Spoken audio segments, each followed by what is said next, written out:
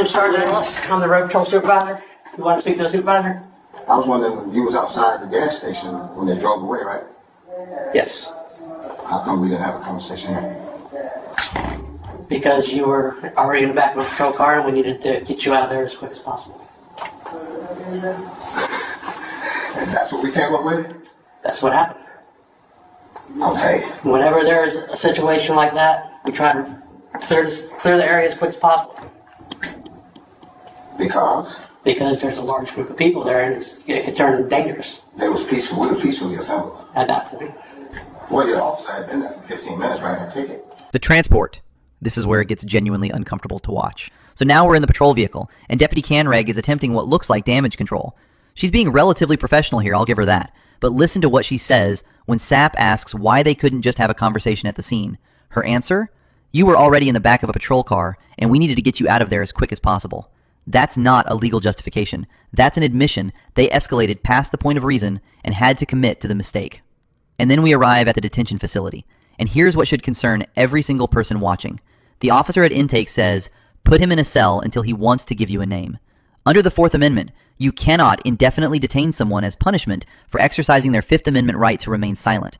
These rights work together. They don't cancel each other out. Now, I should note, I'm not a practicing attorney, but from my understanding of custodial procedure, there are specific protocols for booking. Florida law requires certain identification processes, but using a jail cell as a coercive tool to extract cooperation, that raises serious due process concerns under the 14th Amendment. What strikes me most is SAP asking to speak with a supervisor again. This is now his second formal request for supervisory review. The right to seek oversight during detention isn't just courtesy, it's a procedural safeguard. And when that supervisor finally appears, what does he offer?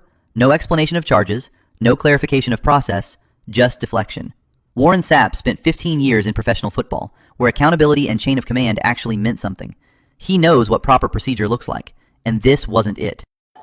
Well, the officer was screaming for backup too, so we went. I got that part, so now, with my situation. You asked to speak to the supervisor, so I'm here. What would you like to know? What am I here for? You're being arrested for obstruction. That's a physical act, right? No. It's impeding an investigation.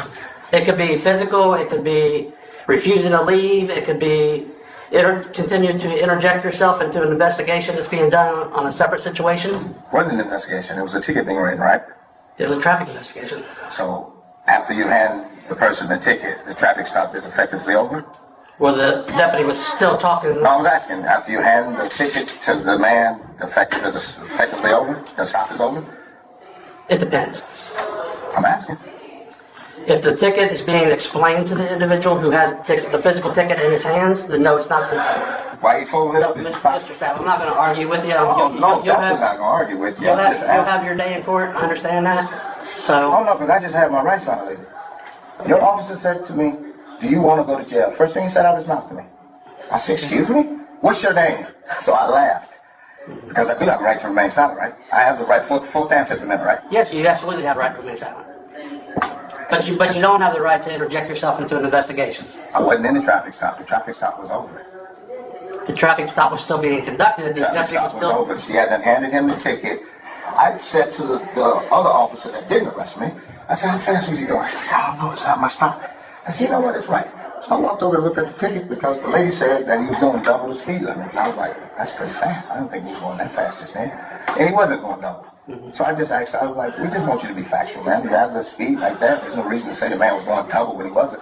And that's when I got his attention. You shut up. I don't have my First Amendment right is free speech and doesn't work in Okeechobee. Yes, you have the right for freedom of speech. Once the ticket was explained to them and he leaves, that's when the traffic stop's over. He wasn't in the traffic stop. The guy that had the ticket in his hands. No, the officer with me.